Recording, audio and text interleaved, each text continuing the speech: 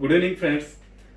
इस वीडियो के माध्यम से मैं आपको सचेत करना चाहता हूँ कि आजकल कोविड-19 की जो लॉकडाउन सिचुएशन है, इसलिए हम ज़्यादातर ऑनलाइन ट्रांजैक्शन, ऑनलाइन शॉपिंग ये ज़्यादा कर रहे हैं और उस हिसाब से इसमें बैंकिंग के बहुत सारे फ्रॉड्स आगे निकल आ रहे हैं। ऑनलाइन बैंकिंग के थ्रू कुछ लोग अकाउंट्स हैक करके आपके पैसे भी आपके अकाउंट से निकाल रहे हैं। तो उस तरीके की चीज़ें आप सभी को पता ही है, लेकिन जो मेरे साथ एक वाकया कल हुआ तो वो मैं आपसे आपसे शेयर करना चाहता हूँ। लेकिन मैं सचेत रहने के कारण मेरा कोई भी नुकसान नहीं हुआ और मैं तभी समझ पाया कि ये फ्रॉड है। एक्चुअली OLX पे मैंने परसों एक ऐड डाला था जिसमें मेरा जो रेफ्रिजरेटर और वॉशिंग मशीन है उसको बेचने के लिए मैंने ऐड डाला था। तो उस ऐड के माध्यम से मुझे एक मैसेज आया कि please call me on this number.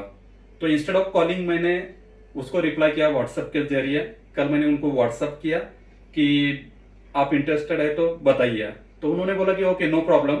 तो मैंने जो भी कॉस्ट या प्राइस OLX पे डाली थी, he has agreed upon that, तो इमीडिएटली एग्री हो गया। That was surprising for me कि वो इमीडिएटली एक तो एग्री हो गया। सेकेंड थिंग, उन्होंने मुझे बताया कि ठीक है मैं वो पिकअप करने संडे को आ जाता हूँ। तो मैंने पूछा कि आप कहाँ से बात कर रहे हैं? तो वो बोला थाना। तो इसका मतलब है कि थाने में वो है, ऐसा उन्होंने जताने की कोशिश की। तो मैंने बोला कि ठीक है आप फिर बॉम्बे से कलेक्ट कर लीजिए।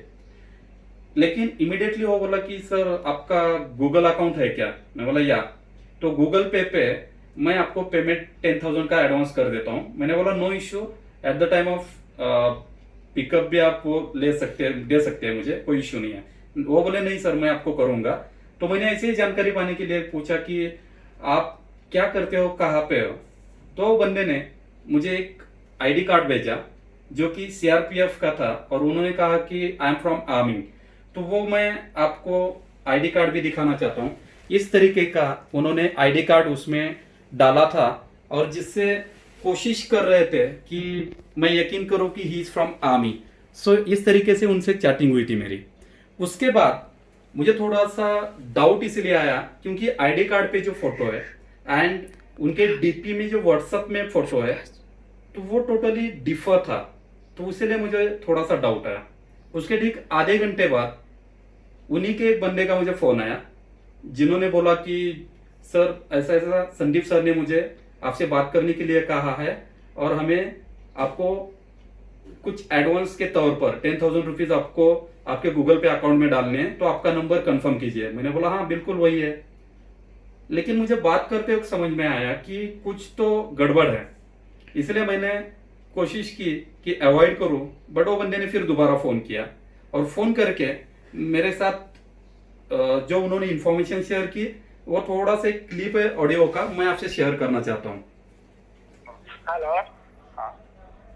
हाँ गुड मॉर्निंग सर जी। वो फोन आया था मेरे फ्रेंड का, संदीप जी का। मैं उनका मेजर बात कर रहा हूँ। हाँ बोलिए सर। हाँ वो पैसा डालना था ना आपके लिए सर, 10,000। देखिए अगर ये ऑडियो क्लिप आपने ठीक से सुनी होगी तो उसमें लिखा है कि मेरे दोस्त संदीप ने फोन करने को बोला एंड सेकेंडली वो कह रहा था कि मैं मेजर हूं। तो एक कॉन्ट्रोवर्सली थोड़ा सा मुझे डाउट आया कि आर्मी में इस तरीके से बातें, या आई डोंट नो मतलब कैसे होता होगा, ये पॉसिबल नहीं है, इट्स अ फेक कॉल। ये मैं ताक चुका था। उसके बाद उन्होंने मुझे पूछा कि ये आपका अकाउंट नंबर, सॉरी गूगल पे नंबर सही है? मैंने हाँ बोला। तो उन्होंने मुझे एक लिंक भेजी और जिसमें उन्होंने लिखा था भारत पे मर्चेंट अकाउंट पेमेंट रिसीव करो ₹2 क्रेडिट टू योर अकाउंट। मतलब इनिशियली उन्होंने ₹2 का ट्रांजैक्शन करने की कोशिश की, लेकिन मुझे फोन पे बोला गया कि नहीं आपको सिर्फ ओपन करना है और आपको ₹2 मिल जाएंगे। हम इसलिए चेक कर रहे हैं कि आपके अकाउंट में पैसे जा रहे कि नहीं जा रहे। तो इससे मुझे फिर दोबारा शंका जागृत हो गई और मैंने यकीन किया कि ये फेक कॉल है। फिर भी मैंने एक कोशिश की because it was a matter of ₹2 only, but वो ₹2 की वजह से मैं पूरा आगे का मेरा बच गया 10,000 रुपीज का। तो मैंने क्या किया कि उनको बात करते करते मैंने बोला कि ठीक है भैया मैं क्लिक करता हूं। लेकिन मैंने जैसे ही क्लिक करने की कोशिश की so it was asking for the payment, मतलब वो ₹2 का पेमेंट धर्मपाल नाम आ रहा था ऊपर, उनको पे करना है। तो इमीडिएटली मैंने फोन किया कि आप मुझे पेमेंट करने वाले हो एडवांस के तौर पे और आप मुझे क्यों मांग रहे हो? नहीं सर ये आपके वॉलेट में चला जाएगा ब्ला ब्ला ब्ला।